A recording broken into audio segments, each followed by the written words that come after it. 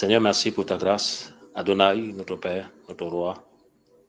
Nous voulons encore, Seigneur, que tu nous gardes, que tu nous aides, Seigneur. Nous voulons que ta main soit favorable sur nous, Père Saint. Merci encore pour le temps que tu nous accordes de nous édifier, Seigneur, par ta grâce, par ton amour, par ton esprit. Papa, souviens-toi de chacun de nous, Seigneur. Fais-nous grâce, Seigneur, d'avoir des cœurs purs. Fais-nous grâce, Seigneur, que nous marchons dans l'honneur, dans le chemin de la justice, la crainte de ton nom, Papa. Souviens-toi de nos familles, souviens-toi de tous tes enfants dans les nations. Souviens-toi des missionnaires, Papa, au nom de Yeshua. Que l'amour de la vérité soit davantage de notre partage, Père Saint. Seigneur, nous voulons, Seigneur, marcher avec ceux qui te craignent, Seigneur. Éloigne de nous, Seigneur, des personnes qui ne glorifient pas ton nom, Père Saint. Et nous bénissons ton nom pour ces temps, Seigneur. Encourage-nous encore ce soir, Père, par ton esprit, car nous voulons être éclairés. C'est en ton nom, Père Saint, que nous avons ici prié. Alléluia. Amen. Bonsoir, bonsoir, frères et sœurs. Bonsoir. Ce soir encore, grâce au Seigneur, nous voulons encore nous encourager. Voilà, nous encourager parce que de plus en plus, les temps sont difficiles. Comme j'ai l'habitude de le dire, les temps sont difficiles et nous avons une seule arme, hein, la parole du Seigneur, l'épée de l'esprit, qui est la parole du Seigneur. Cette parole est puissante, cette parole est réelle, cette parole est vie. Le Seigneur pouvait dire dans le livre de Yohanan 6 que mes paroles sont esprit et vie. Cette parole apporte la vie, cette parole est la vérité, frères et sœurs.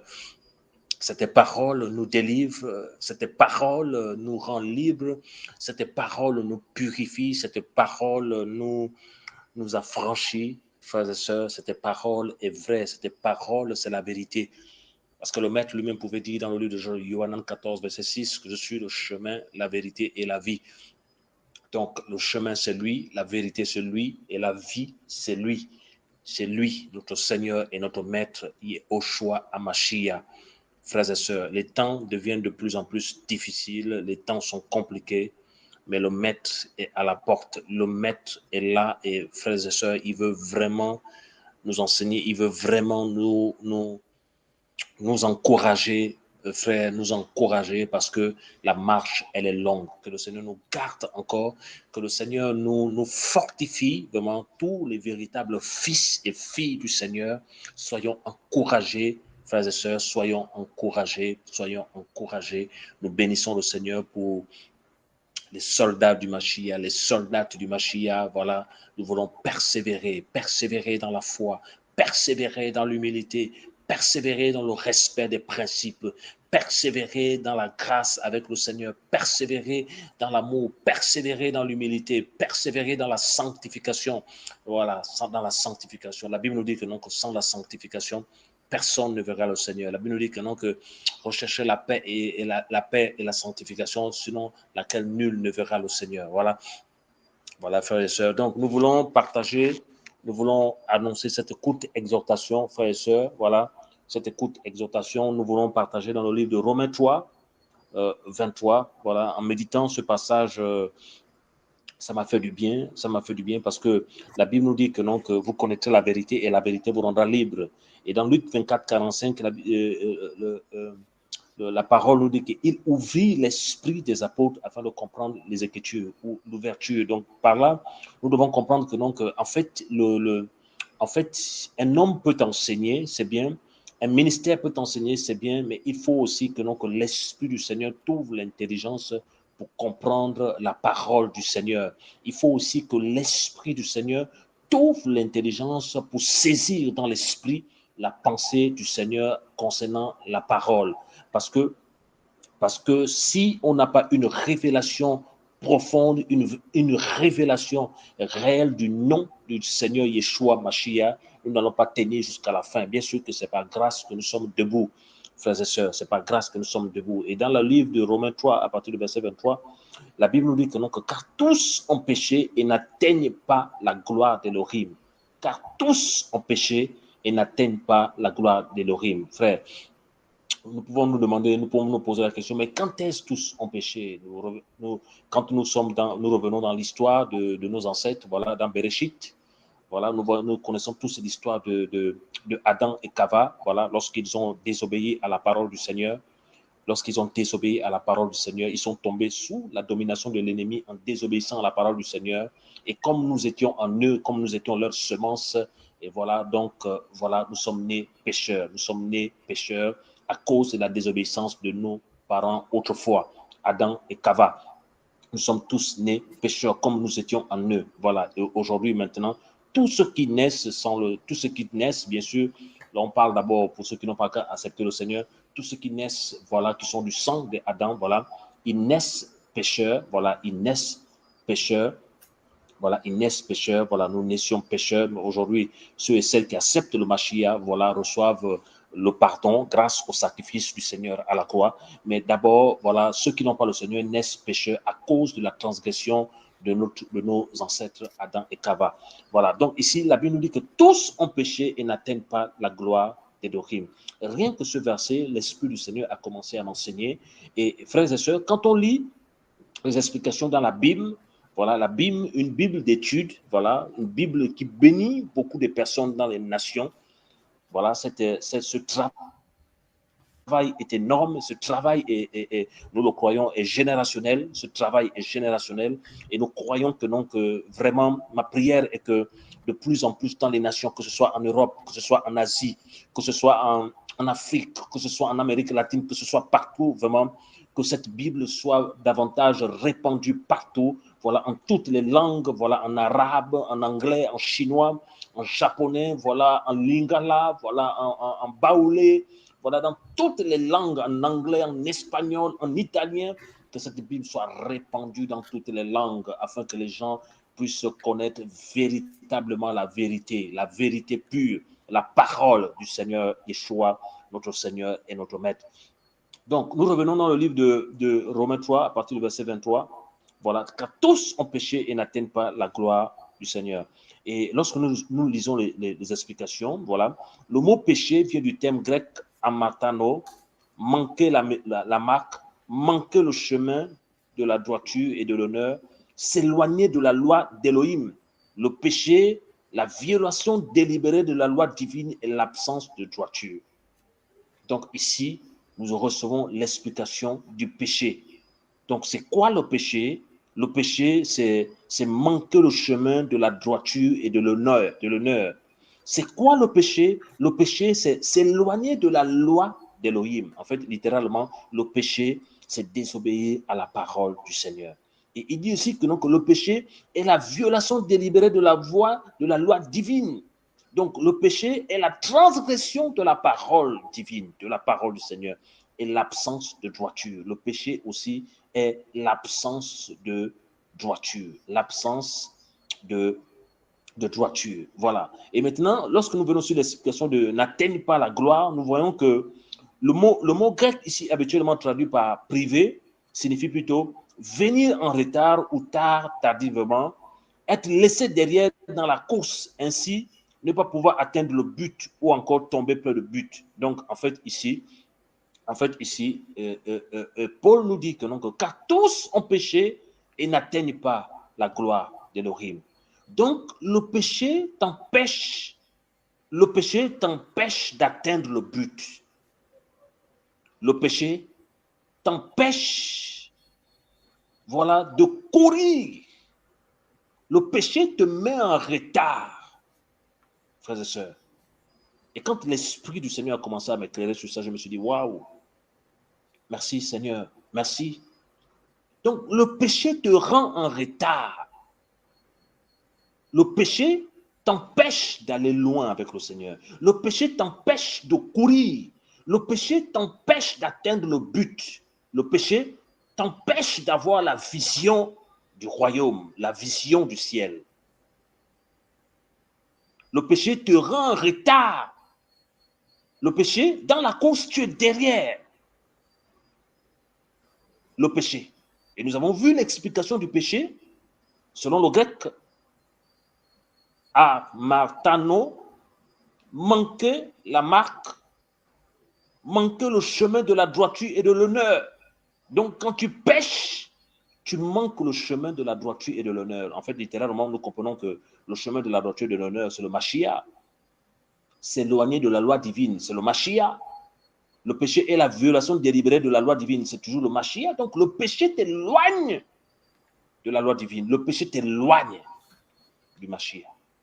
Et lorsque nous lisons dans le livre de Yeshaya 59 à partir du verset 1 à 2, la Bible nous dit que non, que la parole qui est la vérité nous dit que non, que, en fait, non, ce n'est pas des choses que je vais paraphraser qui nous éloignent du Seigneur, mais c'est le péché.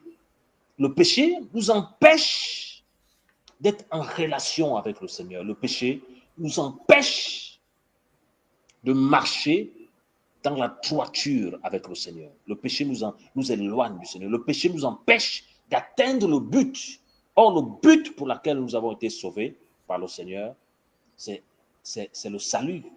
C'est la nouvelle Jérusalem, frères et sœurs. Le but de pourquoi le Seigneur nous a sauvés, ce n'est pas avoir une femme, ce n'est pas avoir un enfant, ce n'est pas avoir une maison, ce n'est pas avoir un ministère. Le but de notre foi, c'est le salut. Le but de notre foi, c'est le ciel.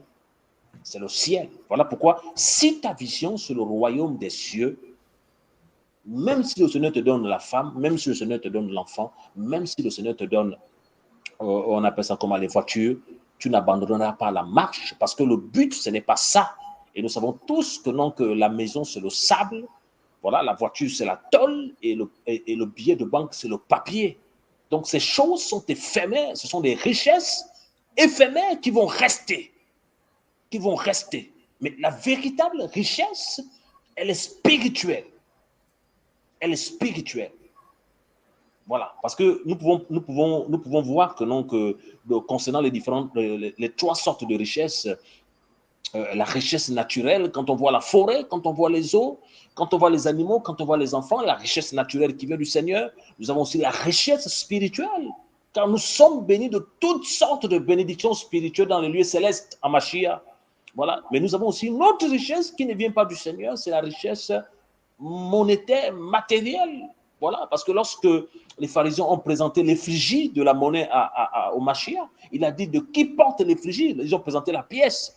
Voilà, le Seigneur a dit de qui porte l'effigie. Ils ont dit de César, dit de rendre à César ce qui est à César. Donc la monnaie, les billets de banque là, c'est pour les puissances du monde, c'est pour les rois de ce monde, c'est pour les grands de ce monde. Ça n'a rien à voir avec l'évangile, frères et sœurs. Ça n'a rien à voir avec l'évangile. Rendez à César ce qui est à César. Voilà, Elohim, ce qui est Elohim. Nous savons tous que, non, que toutes ces choses-là vont disparaître. Voilà pourquoi Paulos pouvait nous dire que, non, que l'amour de l'argent est la racine de tous les maux. L'amour de l'argent est la racine de tous les maux. Et quelques-uns qui en ont possédé se sont détournés de la foi. Frères et sœurs, se sont détournés de la foi. Bien sûr, pourquoi? Parce que au lieu d'avoir l'amour de la vérité, au lieu d'avoir l'amour du Seigneur, ils se sont fait avoir par l'amour de l'argent. L'argent qui est éphémère, l'argent qui restera. Parce que plus tard, selon les prophéties bibliques, le système bancaire actuel va s'écrouler. Le système bancaire actuel va s'écrouler, frères et sœurs. Et Paul nous dit que tous ont péché et n'atteignent pas la gloire de l'horrible. Donc, le péché te rend en retard. Le péché te rend en retard. Frères et sœurs, regardez, vous allez vous rendre compte que non, qu'il y a des personnes qui ont accepté le Seigneur, il y a de cela 20 ans, il y a de cela 40 ans, mais pas de fruits. Lorsque vous discutez avec eux, vous vous rendez compte que non, qu'ils ne grandissent plus. Lorsque vous discutez avec eux, vous vous rendez compte que non, que le béaba, ils ne comprennent plus rien. Lorsque vous discutez avec eux, vous vous rendez compte que non, qu'ils ne comprennent plus rien. Mais bien sûr, c'est parce que derrière, il y a le péché, parce que le péché te rend aveugle. Tout, en fait, à cause du péché, tu as du mal à saisir les choses du Seigneur. Bien sûr, parce que qu'est-ce qui se passe, c'est qu'on trouve ces personnes-là dans la médisance, on trouve ces personnes-là dans la rancœur, on trouve ces personnes-là dans la diffamation, on trouve ces personnes-là dans l'hypocrisie, frères et sœurs. Et ça fait en sorte que non, qu'ils n'arrivent plus à courir. C'est l'image du figuier stérile. Lorsque le Seigneur s'est approché de ce figuier, il y avait le feuillage. Voilà, il y avait le feuillage, mais le Seigneur a rendu, il allait plus loin en s'approchant. En étant proche, il a vu que non, que ce figuier n'avait pas de figues. Littéralement, que ce figuier-là n'avait pas de fruits. Il n'y avait pas de fruit. Et le Seigneur a dit que jamais qu'un fruit ne naisse de toi. Voilà, c'est l'image de toutes ces personnes-là qui sont là depuis dans la foi, mais pas de fruits, frères et sœurs, pas de fruits. Des années et des années, mais pas de fruits. Toujours dans les bagarres, toujours dans les disputes, toujours dans les divisions, toujours, toujours et toujours, toujours dans les clans, toujours dans les clans.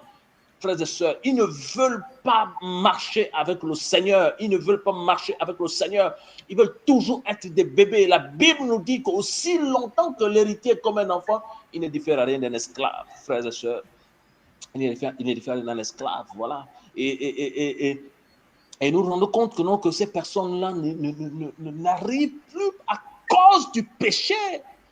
À cause du péché, frère. Voilà pourquoi Paul pouvait nous dire que, non, que les mauvaises compagnies corrompent les bonnes mœurs, frères et sœurs. Il ne faut pas marcher avec des personnes qui aiment le péché. Il ne faut pas marcher avec des gens faux. David pouvait dire cela, que non, il ne s'assied pas avec des gens faux. Il ne s'assied pas avec des gens faux. Et les véritables prophètes sont toujours solitaires. Pourquoi? Parce qu'ils ne sont pas aimés à cause de la vérité, à cause de la vérité, à cause du message de la vérité. À cause du message de la vérité, frères et sœurs. À cause du message de la vérité. Voilà pourquoi nous devons comprendre que, donc, à chaque fois que nous sommes dans la médisance, nous retardons notre marche. À chaque fois que nous sommes dans la jalousie, nous retardons notre marche. À chaque fois que nous sommes dans la concurrence, nous retardons notre marche. À chaque fois qu'on s'oppose aux pères dans la foi, aux aînés qui craignent le Seigneur, nous retardons notre marche. À chaque fois que nous faisons des choses qui ne glorifient pas le nom du Seigneur, nous retardons notre marche. Frère, nous retardons notre marche. Nous ne sommes pas efficaces dans la course à cause du péché. À cause du péché. Frère. Et ça nous éloigne du Seigneur. Ça nous aveugle, le péché. Et ça nous empêche d'aller loin avec le Seigneur. Voilà pourquoi nous devons demander au Seigneur. La Bible déclare que, non, que l'homme regarde à ceux qui frappent les yeux, mais Yahweh regarde au cœur. Voilà pourquoi nous devons demander au Seigneur un cœur pur.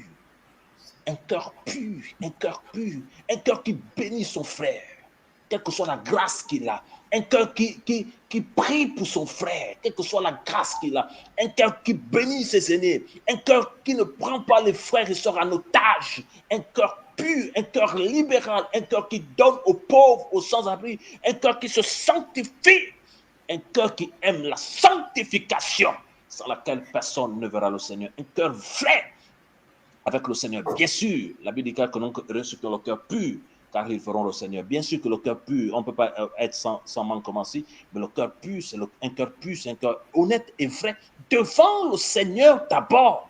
Devant le Seigneur d'abord. Et Paul le dit dans le livre de Romains 2, à partir du verset 28 et 29, que non, que le véritable juif, ce n'est pas celui qui a l'apparence, mais c'est celui qui est de cœur. Voilà, la circoncision vient du cœur. Et la louange de ce juif ne vient pas des hommes. Voilà, la louange de ce juif ne vient pas des hommes. La louange de ce juif vient du Seigneur. Ça vient du Seigneur, littéralement, que c'est le Seigneur qui rend témoignage à ses enfants. Voilà pourquoi un véritable serviteur du Seigneur ne s'impose pas. Un véritable serviteur du Seigneur ne s'impose pas. Tu laisses le Seigneur parler de toi. Tu laisses le Seigneur te rendre témoignage. Même si on te rejette, retire-toi. Mais laisse le Seigneur te rendre témoignage parce que le Seigneur est fidèle et il justifie toujours ses enfants. Il a justifié Paul, il a justifié Pierre, il a justifié Jean.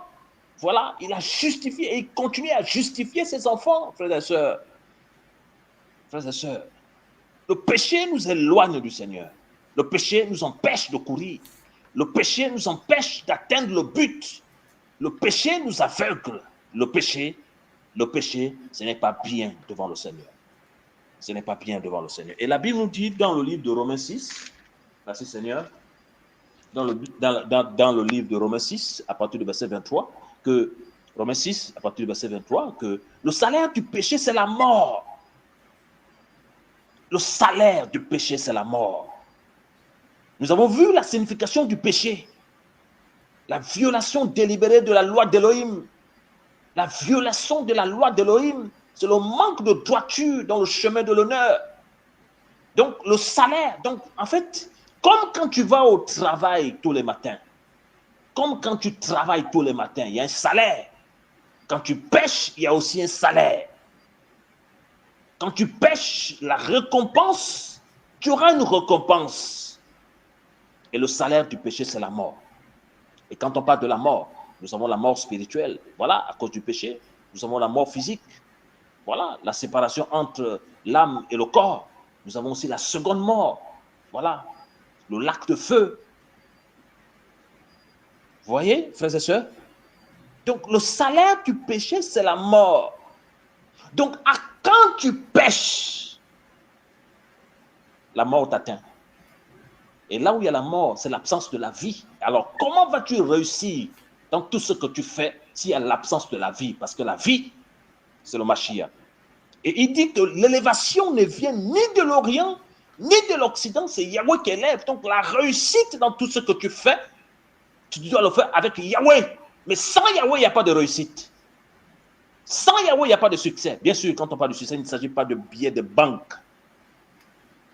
Quand on parle du succès, il s'agit de la faveur de notre Seigneur et notre Maître. Le salaire du péché, c'est la mort. Mais le don gratuit d'Elohim, c'est la vie éternelle.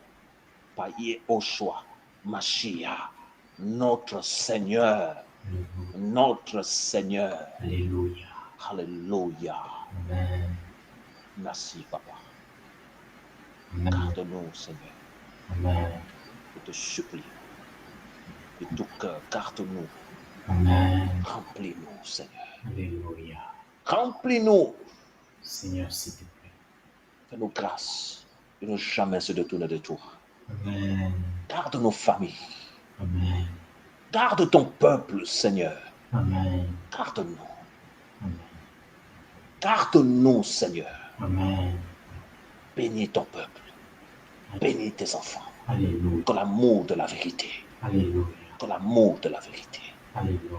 Éloigne de nous le mal. Amen. Éloigne de nous le mal.